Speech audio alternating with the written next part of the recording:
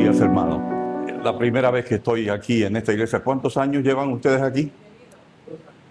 ¿Cuántos? Un montón. Bueno, cuando yo empecé en el ministerio no creo que estuvieran aquí. Ok. En el pueblo estaban. Muy bien. Sí, para mí es un placer estar aquí con ustedes, compartir. Ustedes saben que del pueblo y de Junco, mi familia está ahí, los Rojas Maisonet. Y sí, exacto, esa es la otra cepa de los Maisonet. Y somos de Barceloneta en realidad. De ahí es la familia Maisonet, del barrio Cortés y de la Central. De la Central. Esta mañana voy a compartir con ustedes una pequeña introducción en forma general. No voy a dar un tema específico como tal, porque los tengo itinerados para por la tarde, empezar por la tarde en secuencia hasta que terminemos el próximo sábado. Pero esta mañana yo quiero dar un tema en forma general acerca del estado de la iglesia. La iglesia como tal necesita estar preparada para recibir a la gente que Dios quiere que esté con nosotros. Si la iglesia no está preparada, sería un grave error de parte de Dios traer esas personas aquí, porque en vez de recibir libertad, en vez de recibir poder para vivir libre, se contaminarían de las mismas cadenas que los hermanos a veces cargan y tienen por años de años.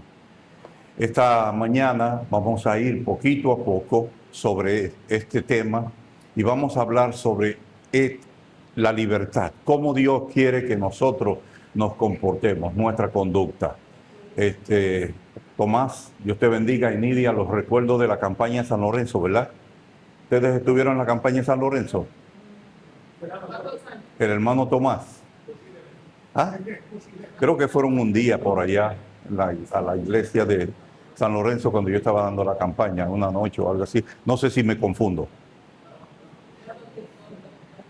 Bien, abra su Biblia conmigo en el libro de Mateo, en el capítulo 12 del libro de Mateo.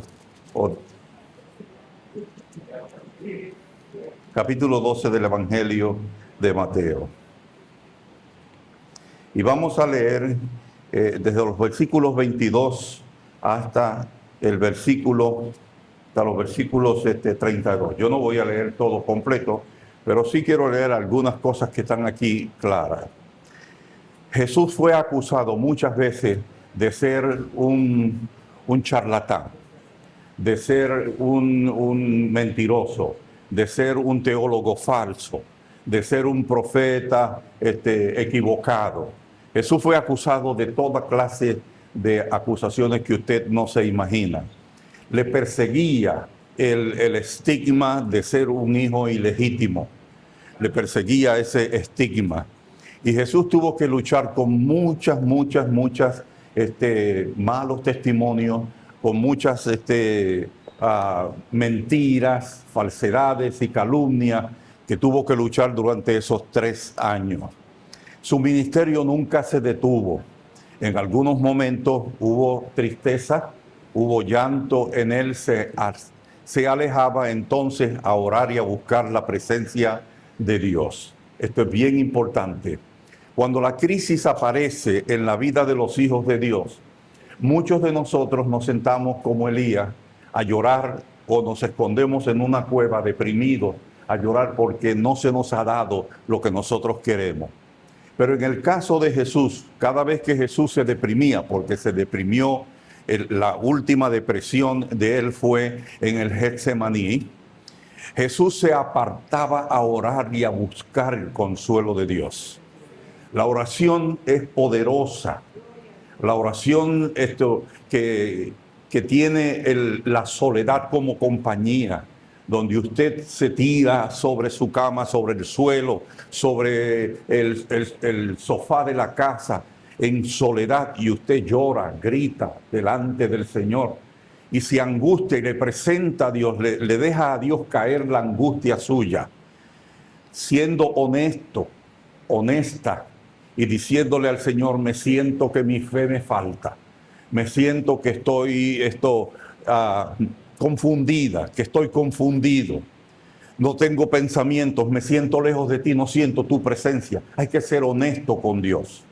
Y Jesús se sentía muchas veces deprimido, cansado, angustiado por todas las cosas que decían de él. Jesús se apartaba para orar. Una iglesia que recurre en crisis a la oración es una iglesia victoriosa. Una iglesia victoriosa. Cuando en la crisis recurre a otras cosas, otros métodos, usted puede ir donde profesionales de la salud mental, no hay nada de malo en eso. Pero es poca la ayuda que nosotros podemos darle cuando la crisis es espiritual. ¿Ve? Es poca la ayuda que los consejeros, los psicólogos, psiquiatras, es poca la ayuda comparada con el poder de Dios. Cuando la comparamos con el poder de Dios, es muy poca, es mínima, puede arreglar muy poco. Pero cuando usted se tira en los brazos del Señor, se lanza en los brazos de Cristo, Señor, me ahogo, estoy como aguas derramadas en el suelo, decía David. Me hundo en el lodo, Señor, sácame de aquí. No te olvides de mí. ¿Por qué no respondes a mi oración? Esa era la honestidad de David que está plasmada en los salmos. Hay que ser honesto con Dios, honesta con Dios. Y abrirle el corazón, como dice, como un amigo, como una persona en quien tú confías, que no va a decir tus secretos, ¿ves? Que no va a divulgar las cosas que hay en tu corazón y las luchas que hay en tu corazón. Doblas tus rodillas y le dejas esa carga al Señor. Y cuando te levantas de ahí, te levantas con la confianza que el Señor ha tomado una decisión en favor tuyo. Jesús también, además de eso, buscaba también hobbies. Jesús se iba a la orilla del lago y buscaba también distanciarse de la gente y estar solo en el frescor, el aire que sopla sobre el mar de Galilea. El mar de Galilea surge precisamente de una bocanada de montaña que están en la parte de arriba de los ríos de Siria. Y por ahí baja unas tormentas de viento que forman unas tormentas tremendas sobre el mar. Jesús se sentaba allí a disfrutar de la brisa. Se sentaba a la orilla del mar, se sentaba en las barcas, conversaba con la gente en la calle.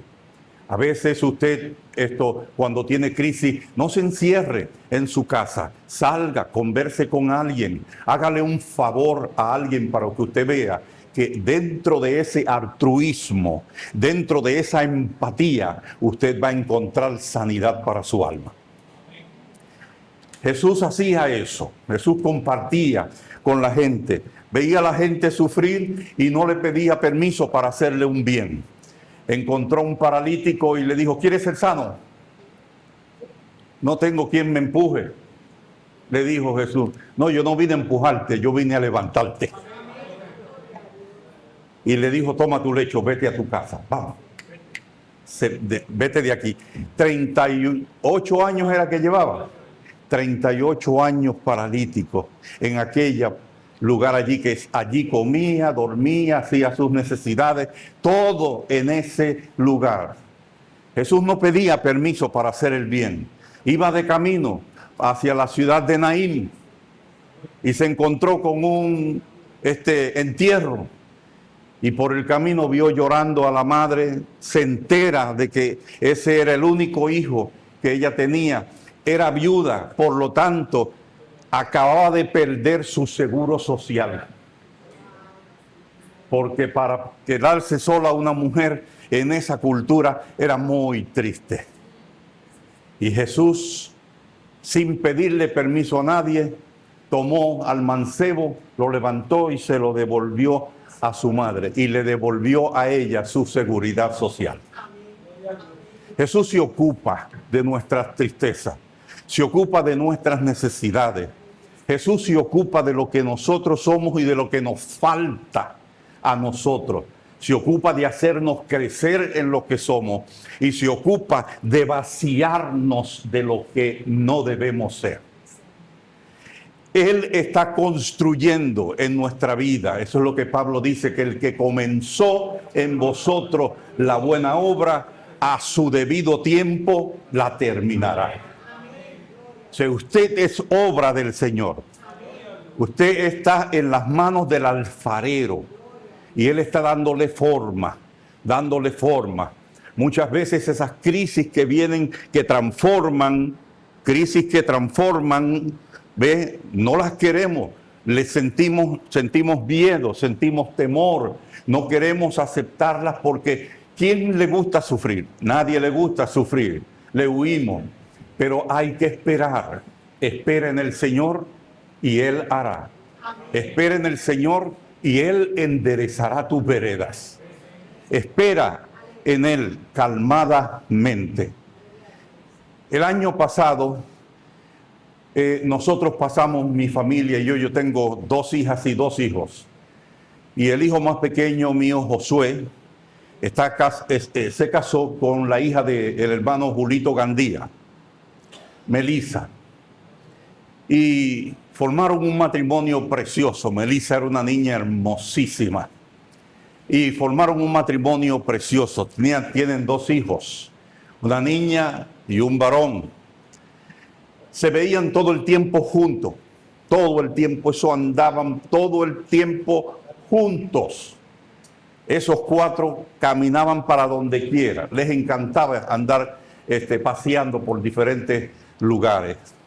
De la noche a la mañana se fueron Melissa y él a despedir, a celebrar el 25 aniversario. Fueron a Las Vegas, le dijeron que a Las Vegas no fuera porque había mucha contaminación. Pero lamentablemente allí agarró un virus respiratorio. Cuando regresaron viernes, sábado lo pasó en su casa, domingo hubo que llevarla al hospital y lunes había fallecido. Eso fue un golpe para todos nosotros, un golpe muy serio, en el que yo tuve que encerrarme en mi oficina y decirle al Señor, ayúdame a entender esto. Ayúdame a entender esto. Josué es el bebé de la casa. Ese es el varón más pequeño. Tengo otras más chiquitas, pero está acá en Puerto Rico. Y Josué es el varón más pequeño y es doloroso ver a los hijos de esa manera. Puruca es mi esposa. Puruca es un poquito más despegada. Pero yo soy de los que cuando mis hijos llegan a casa, los agarro y los beso como 7 o 8 veces. Porque no sé cuándo yo los vuelva a besar de nuevo. No sé cuándo ellos se vuelvan a encontrar conmigo. Ya yo me estoy poniendo viejo. Y soy de esos que apapucha, como decimos en Texas, apapuchan a los muchachos mucho. Y me dolió demasiado. Pasó el tiempo y como a unos 3 o 4 meses, yo empecé a entender algo. Empecé a entender que Dios no se equivoca. Empecé a entender que Dios no comete errores. Empecé a entender que Dios es soberano. Empecé a entender que Dios no tiene que darme explicaciones a mí de sus decisiones. Empecé a entender que yo debo bajar la cabeza y aceptar la voluntad del Señor.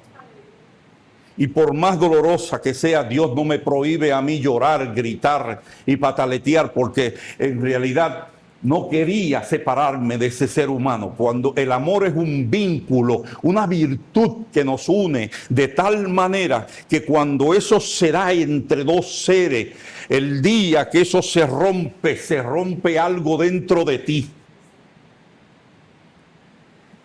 Y empecé a doblar mi cabeza y a decirle, Señor, en tu voluntad y en mi sencillez, ayúdame a entender algún día por qué esto sucedió. Bueno, Josué se ha logrado levantar poco a poco, pero usted sabe que después de un evento así, es como decir antes y después de Cristo. Después de un evento así, hay un antes y hay un después. Usted no es la misma persona nunca más. Pero ahí está luchando con sus hijos, se retiró de la Fuerza Aérea 4 meses después que ella murió. Y ahora está pues dedicado completamente a sus hijos. Dios sabe lo que hace. Su sabiduría nosotros no la podemos entender. Su sabiduría no cabe ni cabrá nunca en el pensamiento nuestro. Pero Dios es amor, dice la Biblia. Es amor y consideración. Y todas las decisiones que hace, las hace porque nos ama, porque nos quiere, porque nos va a beneficiar, porque en el momento yo no entiendo que algo que me está pasando, pero viene un bien, porque a los que aman a Dios todas las cosas le ayudan a bien. Yo hice 23 años, 4 meses y 11 días en el servicio militar. Hubo 3 veces en zona de combate. Yo no tengo ni un rasguño encima. Tengo sí heridas morales, heridas emocionales que le quedan a uno, pero físicamente a mí no me pasó absolutamente nada. Dios me cuidó constantemente y muy cerca que estuve de perder la vida. El Señor ama a su iglesia y quiere que su iglesia sea una iglesia que represente el carácter de Dios, que lo represente, que estamos comprometidos, que nosotros tengamos un compromiso con Dios. Compromiso. Yo tengo un compromiso con mi esposa, ella tiene un compromiso conmigo. Tenemos 56 años juntos nosotros. Y hay un compromiso de seguir hasta que simplemente no podamos más, porque uno muera o el otro muera. Seguir juntos. El compromiso que usted hace con Cristo es hasta la muerte. Porque la muerte no limita el poder de Dios. No lo limita. Aún después de la muerte, Dios sigue vivo sobre nuestra tumba.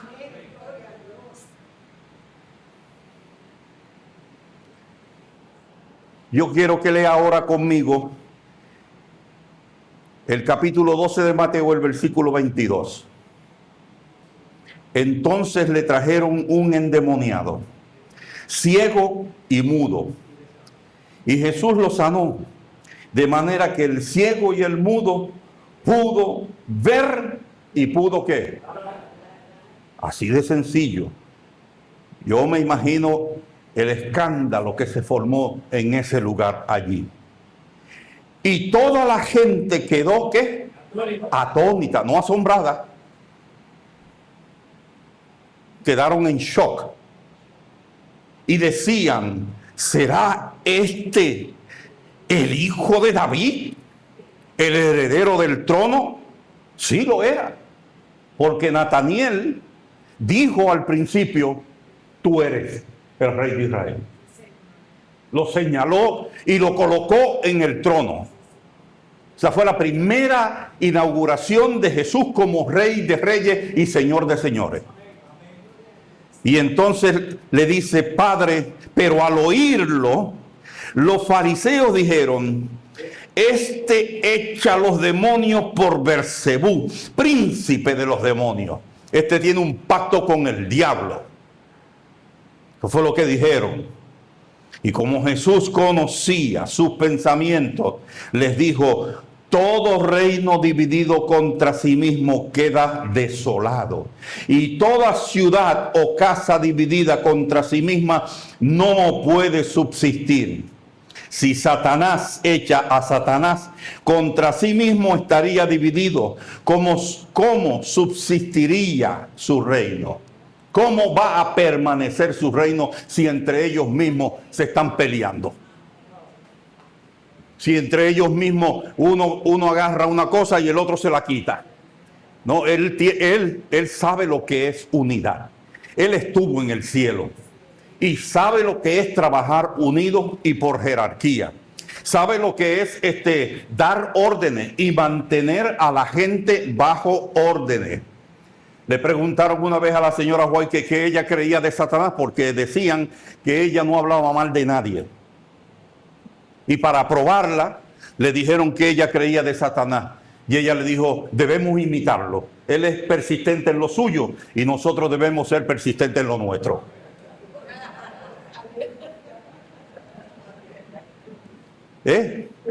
Entonces, él sabe lo que es el orden. Y por esa razón Jesús le dijo, ellos no se dividen. Ellos no apoyan. ¿Cómo van a apoyar una cosa como esta? Ellos apoyan la destrucción. Sí, el muchacho estaba enfermo y tenía un espíritu que nadie podía manejarlo. Un espíritu ciego y mudo. Un espíritu que afectó al niño en su nacimiento, en su formación. ¿Cómo es posible eso? Nosotros subestimamos muchas veces a Lucifer y a su reino. Por esa razón nosotros no pudimos resolver el problema del pecado, porque trasciende, sobrepasa las fuerzas de cualquier ser humano en esta tierra.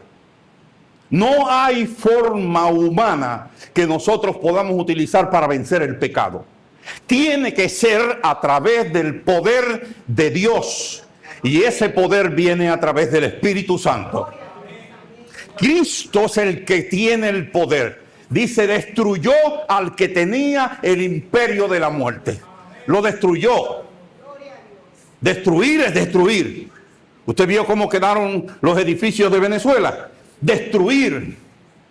Destruyó al que tenía el imperio de la muerte. Con la muerte lo destruyó. Jesús venció para que las obras del diablo no tengan autoridad sobre nosotros. Una iglesia dividida, una casa dividida, una familia dividida, un pueblo dividido no puede progresar. Y esas son palabras del Hijo de Dios. No puede progresar. Queda desolada. Y usted se pregunta, después de la pandemia, hay iglesias que se quedaron con ¿cuántos miembros? Me sobran dedos en la mano. Hombres no hay en las iglesias. Las mujeres siguen viniendo a la iglesia, pero hombres no hay en la iglesia. Las iglesias desoladas. ¿Por qué? ¿Por qué la pandemia tuvo autoridad, tuvo el poder de vaciar las iglesias? Porque eran iglesias divididas y muertas. Porque las iglesias poderosas, donde se mantenían todos unidos, donde los viejos amaban a los jóvenes, donde los jóvenes amaban a los viejos, donde todos se cuidaban los unos a los otros, donde había coinonía, comunión entre los unos y los otros, esas iglesias han permanecido. Adventistas, presbiterianas, bautistas, pentecostales, todas han permanecido los que tenían ese tipo de espíritu entre ellos. Pero las iglesias, tanto cualquier religión que fuera, que estaba dividida entre sí misma, se desoló la iglesia. Católicas, incluyendo iglesias católicas.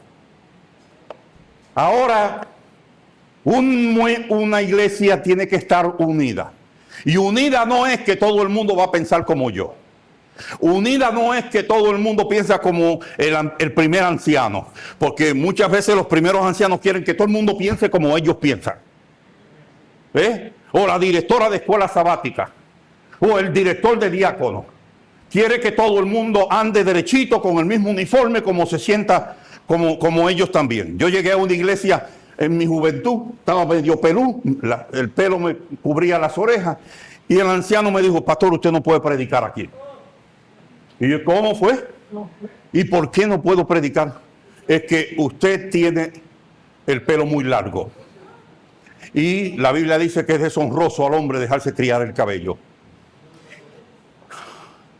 Y yo dije, hermano, mire, si usted se siente incómodo por el pelo mío, pues siéntese abajo, yo subo solo.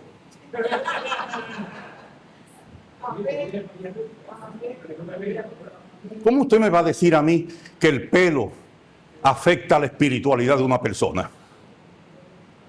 Que el pelo define la espiritualidad de una persona.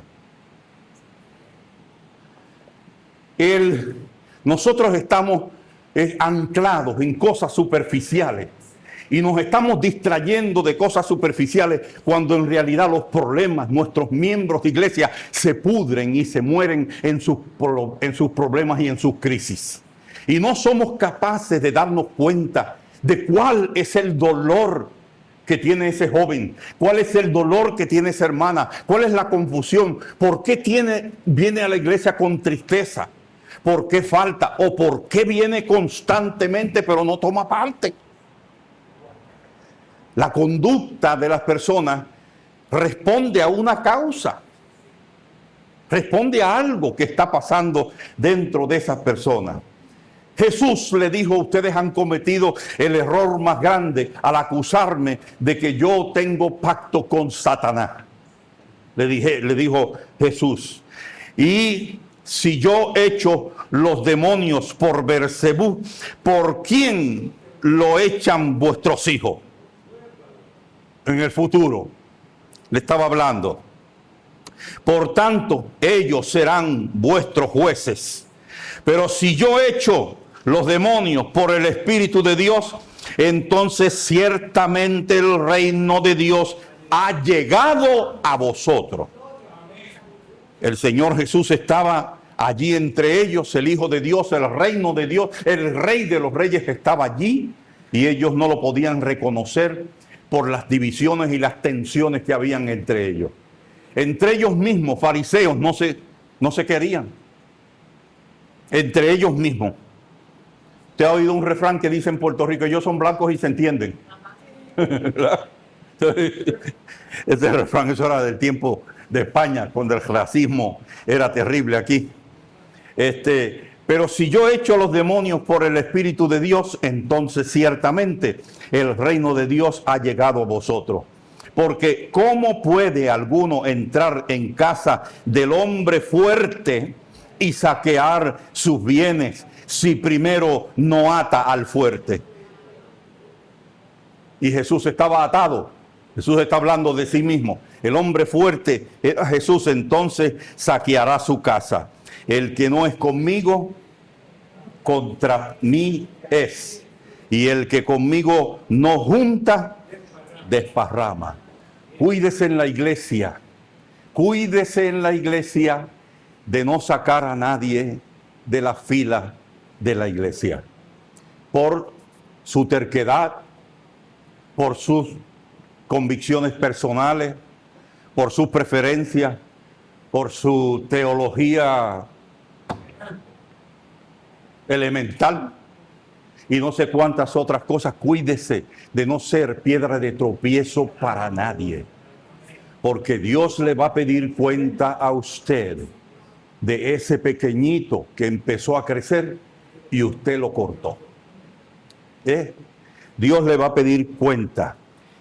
El 31 dice, por tanto os digo, todo pecado y blasfemia será perdonado a los hombres, pero la blasfemia contra el Espíritu no será perdonada.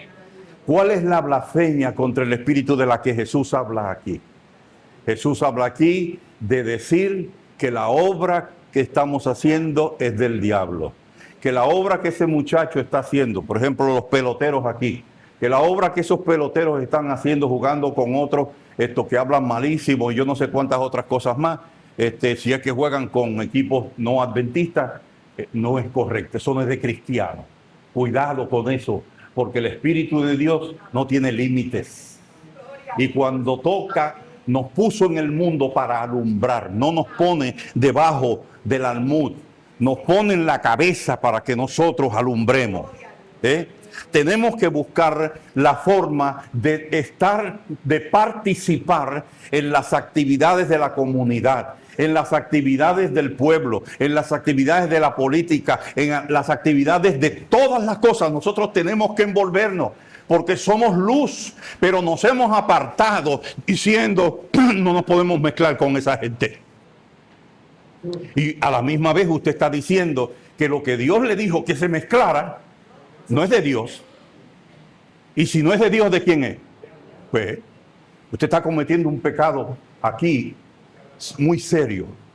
Muy serio. Tenga mucho cuidado al usted decir esas cosas. Nosotros como pastores nos hemos arriesgado a bautizar gente que la iglesia no quería que los bautizáramos. Pero como el bautismo pertenece al pastor, no a la iglesia, la membresía pertenece a la iglesia. Pero el bautismo es un rito que solo el pastor tiene autoridad para llevarlo a cabo. Por lo tanto, el pastor es el que decide cuándo bautiza y cuándo no bautiza. Eso que quede claro aquí, porque yo no sé cuándo usted va a volver a escuchar esta cosa. ¿Ve? Entonces, el bautismo, y se han opuesto, pero hemos visto que esa persona creció y dio fruto y está entre nosotros. Esa es una. Deme su testimonio. Cuando yo comencé a visitar la iglesia adventista, era en una casa, el hermano comentaba, y yo, el tiempo que tuvo la carta, yo tomé mi decisión de bautizarme. Yo no había tenido estudio bíblico, yo no lo conocía todo, pero el Señor sabe que en mi corazón yo quería ser parte de este mensaje. Y cuando me presentaron a la junta, muchos dijeron que no, porque yo no estaba preparada para eso. Pastor, llevo casi 50 años. Amén. Porque cuando Dios llama, realmente llama. El bautismo del Espíritu puede ser después del bautismo de agua, como puede ser antes. Porque al Espíritu de Dios nadie le dice cómo trabajar. A Dios nadie le da órdenes. ¿Ve? Entonces es el Espíritu el que trabaja. Pedro cometió el mismo error. Pedro dio un sermonazo, se convirtieron 3,000. Y cuando le preguntaron, antes de bautizarlo, cuando le preguntaron, ¿y qué haremos si nosotros crucificamos al Hijo de Dios? Entonces él le dijo, arrepentíos y bautícese, ¿verdad? 2. Cada uno para perdón de vuestros pecados y recibiréis el don del Espíritu Santo. Una fórmula preciosa, ¿verdad que sí? Una fórmula bien escolástica, paso por paso. Y entonces, cuando va a casa de Cornelio, la cosa se le viró. Porque dice él, estaba yo aún predicando cuando el Espíritu cayó sobre ellos y dije, ¿quién soy yo para impedir el bautismo de esta gente? Y el Espíritu de Dios no le permitió que hiciera su famoso llamado, su formulita, porque aquí el que decide es Dios. Es el Espíritu de Dios el que decide. Cuando identificamos que una persona tiene convicciones genuinas, cuando identificamos que una persona ama al Señor Jesucristo con todo su corazón, olvídese de las cosas externas. Poco a poco esa persona camina y acepta cualquier cosa porque entró a través de la obediencia del llamado de su corazón. Y esa persona va a cambiar, va a cambiar. Y si no cambia, eso es cosa de Dios. ¿Ve? Pero va a cambiar. Y yo he tenido experiencias máximas sobre ese asunto de bautizar gente. Un hermano me dijo, yo quiero bautizarme, pastor, pero no quiero que esté nadie. Yo quiero bautizarme solo, que nadie esté. Y yo le dije, me senté con él y vi, su corazón era de Jesús. El corazón de él era de Jesús. Y le dije, tal día nos vemos en la playa de Luquillo. Y lo cité allí y me fui a la esquina allá donde no me veía nadie, que los tiburones y las picúas por allá. Y allá en el bajo de Costa del Sur de Costa Sur. Por allá me metí en una poza y allí en el nombre del Señor Jesucristo, los ángeles fueron testigos de aquel bautismo. Ese hermano murió y ese hermano murió en la fe en la que él profesaba. Una casa dividida no puede progresar. Si ustedes no quieren que sus bancas queden vacías, si ustedes no quieren ver echar de menos rostros aquí en medio de ustedes, tienen que trabajar unidos y aprender a tolerarse y amarse los unos a los otros. Aprender a aceptar a los hermanos tales como son. No es que todo el mundo se va a volver sus amigos, porque los amigos son los que guardan los secretos íntimos del corazón. Pero todos los hermanos son sus hermanos. Todos somos hermanos en el Señor Jesucristo. Aunque usted tenga 2 o 3 nada más que sean sus amigos o sus amigas íntimas. Pero la iglesia es una comunidad que debe surgir para cambiar, para transformar la comunidad. ¿Ve? O sea, la iglesia es un elemento de transformación comunitario. Y así es que debe trabajar. Tenemos que sentarnos y preguntarnos qué no estamos haciendo que la comunidad está haciendo. ¿Dónde está el club cívico del barrio Celada? Del barrio Celada. ¿Quién es el presidente? ¿Quién lo dirige? No se envuelve en política, usted se envuelve en necesidades, en issues, ¿ve? Se envuelve en necesidades y busca cómo participar de esas cosas, porque la gente tiene que conocernos y conocernos con el corazón de Cristo. Esta mañana he querido dejarle eso en su corazón para prepararnos para trabajar en esta campaña. Una cosa que yo quiero que usted evite son los comentarios de pasillo. Durante el tiempo que nosotros estemos aquí y hayan visitas, los comentarios de pasillo se acabaron. Usted se los va a guardar para el próximo domingo, cuando ya yo no esté aquí. ¿Ve? Entonces, no haga comentarios de ninguna clase porque las paredes oyen. La gente oye. La gente, y si usted dice, hay una persona que usted no quiere que escuche, y usted le dice, vente para acá. Tan feo que se ve eso, ¿verdad que sí? ¿Y por qué yo no puedo escuchar? Eso cae mal. Cuide sus modales. Cuide el tiempo que yo voy a estar aquí. Cuide su conducta para que usted no sea utilizado por el enemigo para estorpecer el camino a nadie. Alégrese, salude a todo el mundo. Todo el que venga lo saluda. Pregúntele el nombre. Mire, los negocios que preguntan el nombre cuando usted pide un servicio son los más exitosos ahora mismo. Usted va a Chick-fil-A y le preguntan, ¿cómo usted se llama? Pablo. Y cuando lo llaman, vuelve, Pablo, ese soy yo. Usted ve los negocios que el nombre. Cuando yo vine hace como 3 años, fui por la ventanilla de McDonald's. Y entonces me dice, caballero, para esto, ¿qué quiere usted? Y entonces me cayó eso tan pesado a mí. Ajá, ¿qué usted quiere? Eso me cayó tan pesado a mí. Y entonces le dije, mira, mamita, si tú me preguntas mi nombre, yo te lo digo, Pablo, eso es gratis. Le dije, yo te lo digo. Y entonces de ahí en adelante, tú me preguntas, Pablo, ¿qué quieres? Pero ustedes están alejando gente con ese trato impersonal. Tiene que haber un trato humano, un trato de amigos, ¿ve? De amigos. Aquí en la iglesia eso es lo que somos, amigos, hermanos, familiares. Todos somos una familia y así debemos nosotros trabajar. Hay una cosa muy interesante que ocurre en el Yunque de Puerto Rico.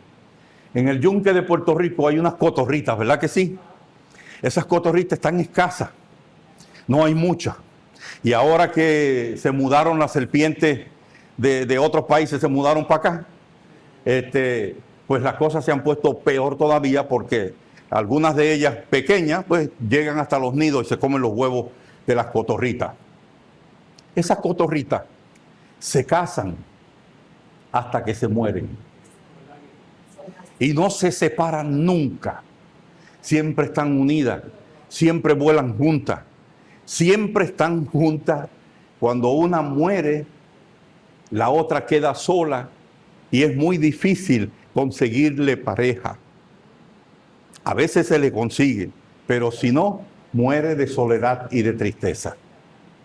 La iglesia tiene que desarrollar relaciones de esa manera, sin interrumpir la vida privada de nadie, sin faltarle el respeto a la vida privada de nadie, a los gestos, a las preferencias de las otras personas. Usted debe ser un recurso para cada persona con la que usted se relaciona. Jesús dijo: vosotros sois mis amigos y los he llamado yo. No me elegisteis vosotros a mí, yo os elegí a vosotros. Y os elegí para que llevéis fruto. ¿Para qué usted hace amigos? Usted hace amigos para bendecirlos. Para eso es que usted hace amigos, para darle de la bendición con la que Dios le ha bendecido a usted, para compartir, para que usted comparta las cosas lindas que Dios ha hecho. No haga lo que hacen por ahí unos que cuando dan testimonio parecen el llanero solitario. Ellos son el muchacho de la película. Y yo recuerdo que cuando yo era esto y yo era aquello y yo era aquí y yo era allá, son media hora diciendo de lo que era. Pero háblame del Señor Jesucristo. Háblame del poder que te transformó. ¿Cómo lo conociste? ¿Ve? En esta mañana quiero dejar esa inquietud en ustedes, para que cuando comencemos nosotros nuestra campaña, la iglesia esté preparada.